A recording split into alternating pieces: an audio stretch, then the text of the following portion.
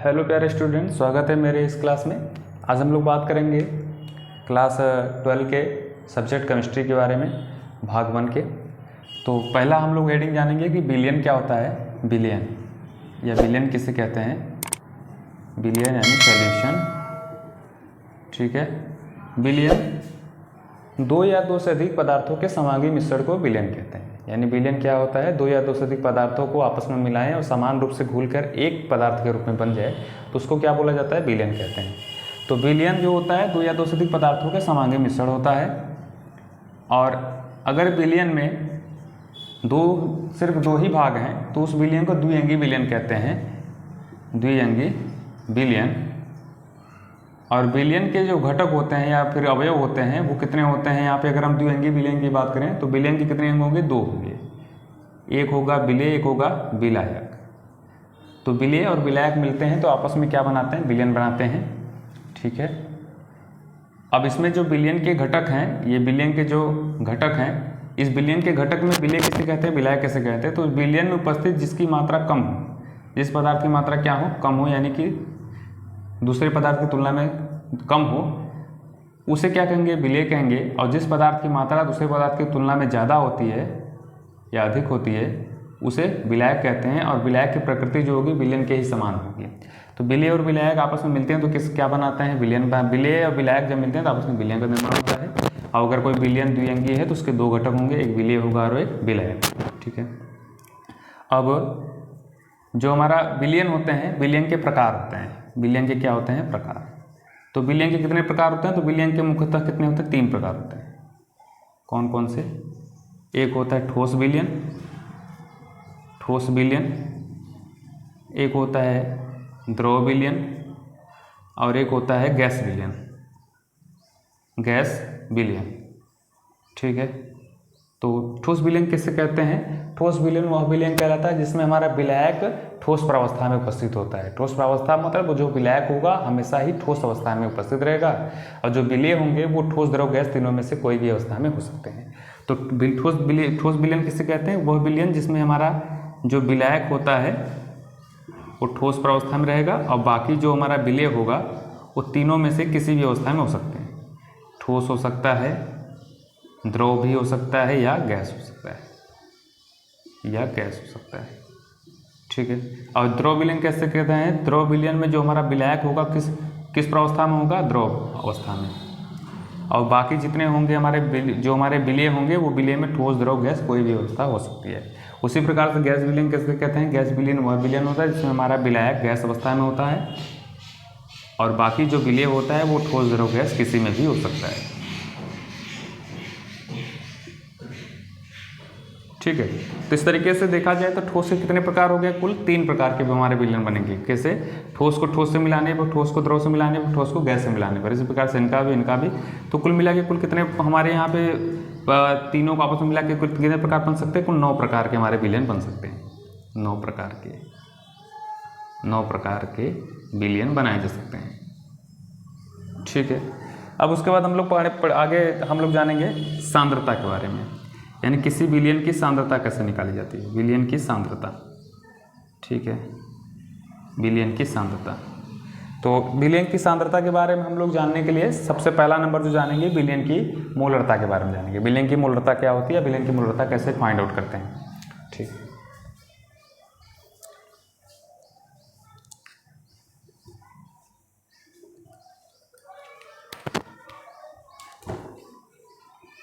विलियन की मोलरता, मोलरता को अंग्रेजी में बोलते हैं मोलैरिटी, ठीक है, जिसको कैपिटल M से प्रदर्शित किया जाता है। तो पहले परिभाषा हम लोग समझेंगे, परिभाषा क्या होती है मोलरता की। ये कोई मान लेते हैं बीकर है, इस बीकर में हमारा विलियन भरा हुआ है और इस विलियन की जो मात्रा है, आयतन है, कितना है, 1 लीटर है। तो 1 लीटर विलियन में घोले गए या विलीन पदार्थ के मोलों की संख्या को विलियन की मोलरता कहते हैं। फिर से समझिए, 1 लीटर विलियन में विलीन पदार्थ के मोलों की संख्या को विलियन की मोलरता कहते हैं, ठीक है। तो इसकी परिभाषा के अनुसार हम लोग लिखेंगे तो वो क्या आएगा, मोलरता बराबर मोलों की संख्या, यानी पदार्थ के मोलों की संख्या बटे बिलियन का आयतन किस में रहेगा? ये लीटर में।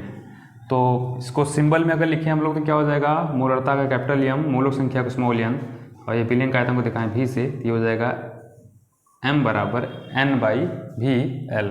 अगर यहाँ मान लेते हैं, अगर यदि यहाँ पे जो आयतन है वो ml में दिया हो, ml में, यदि आयतन ml में दिया हो तब इसकी मोलरता क्या होगी? तो मोलरता बराबर हो जाएगा n/v/ml, और ये हो जाएगा 1/10⁻³ 1 गुणे 10⁻³ और 10⁻³ ऊपर जाएगा तो क्या हो जाएगा? प्लस में हो जाएगा, यानी n × 10⁻³ मानी 1000 और बटे भी ml में, यानी फार्मूला हमारा फाइनल क्या आएगा?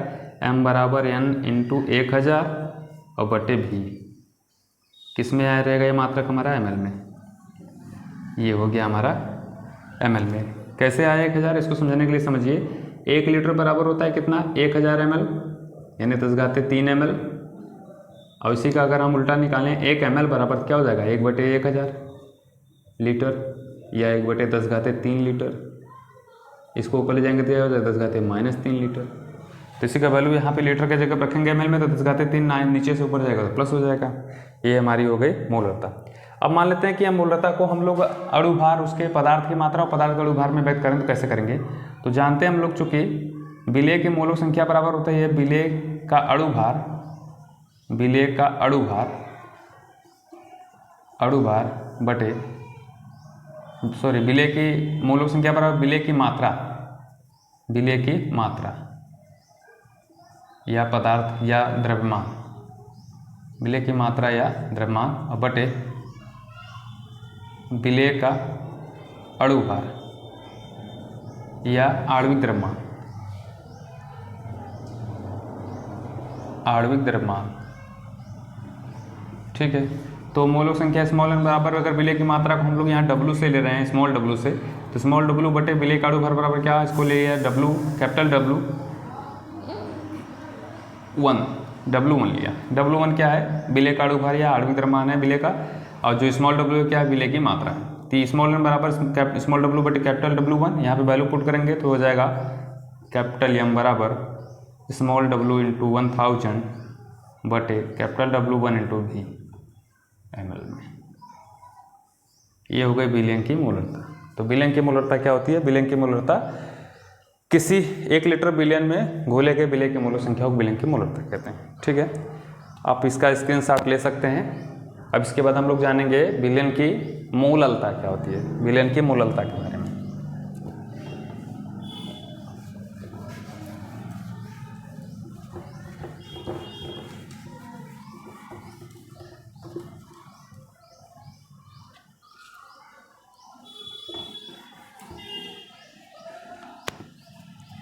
मोललता, इसको मोलैलिटी बोलते हैं, मोलैलिटी। इसको कैसे दिखाते हैं? स्मॉल m से, मोलैलिटी को। इसकी डिफिनेशन समझेंगे। अगर मान लिया कोई बीकर है, बर्तन है, इस बर्तन में कोई पदार्थ भरा हुआ है जिसकी मात्रा क्या है? 1 किलोग्राम। यानी यहाँ पे कोई पदार्थ है विलायक, ये क्या है हमारा? विलायक। याद रखिएगा विलायक। मोललता में विलयन था, मोलरता में विलयन था, मोललता में हमारा जो पदार्थ अंदर है वो विलायक है। तो मान लेते हैं कि इस विलायक की मात्रा कितनी है? 1 किलोग्राम। तो 1 किलोग्राम विलायक में घोले गए पदार्थ के मोलों की संख्या को विलयन की मोललता कहते हैं। फिर से समझिए, 1 किलोग्राम विलायक में घोले गए पदार्थ के मोलों की संख्या को विलयन की मोललता कहते हैं। यानी इसकी परिभाषा आएगा मोललता बराबर पदार्थ के मोलों की संख्या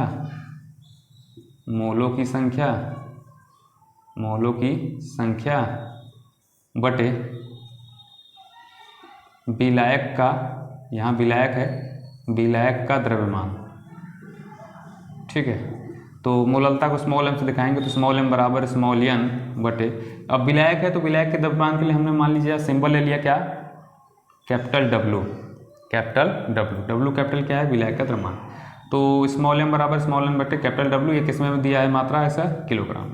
तो ये हमारा सूत्र हो जाएगा। इस तरीके से अगर किलोग्राम ग्राम में रहेगा तो इसको कन्वर्ट करेंगे तो क्या हो जाएगा, स्मॉल n इंटू 1000 और बटे कैपिटल W, ये रह जाएगा ग्राम में।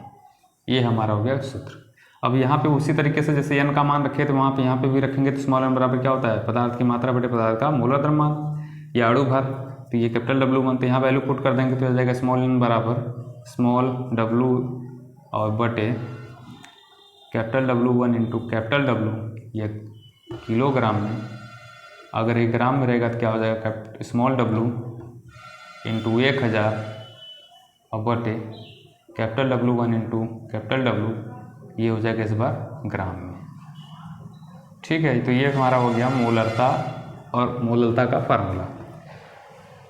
ठीक है, स्क्रीनशॉट आप ले सकते हैं। अब हम लोग पढ़ेंगे मोलरता और मोलरता में संबंध, यानी कैपिटल M और स्मॉल m में संबंध। ठीक, इन दोनों में संबंध क्या होता है, तो संबंध के लिए जानते हैं, लिखेंगे चूँकि कैपिटल M बराबर होता है स्मॉल w और इंटू 1000 बटे capital W1 into V ml में, समीकरण नंबर 1, और तथा स्मॉल m बराबर स्मॉल w इंटू 1000 बटे capital W1 into capital W, यह ग्राम में, समीकरण नंबर 2। तो समीकरण 1 व 2 से जब इसको सॉल्व करेंगे तो आ जाएगा कैपिटल M बटे स्मॉल m बराबर, देखिए W इंटू 1000 ऊपर से कट जाएगा और ये W1 से W1 भी कट जाएगा, तो हमारा कितना बचेगा, 1 बटे V ml में, और यहाँ पे हो जाएगा हमारा इंटू करेंगे तो हो जाएगा W ग्राम में और बटे 1, तो बराबर हो जाएगा कैपिटल W G बटे V ml। तो फाइनली हमारा क्या आ गया इसमें संबंध, capital M by small m बराबर कैपिटल W G बटे कैपिटल V ml। ठीक, ये आप स्क्रीनशॉट ले सकते हैं चाहें तो। ठीक है, तो ये संबंध होता है। तो आई होप कि आप लोग को समझ आया होगा ये टॉपिक, और भी इसके बारे में हम लोग वीडियो बनाएंगे। वीडियो लॉन्ग हो रही है, इसलिए और भी टॉपिक इसके जो छूट रहे हैं उसके बारे में डिटेल में इसके क्वेश्चन हो गए हैं, और इस पर जो भी और टॉपिक उसके बारे में वीडियो बनाएंगे। Thank you.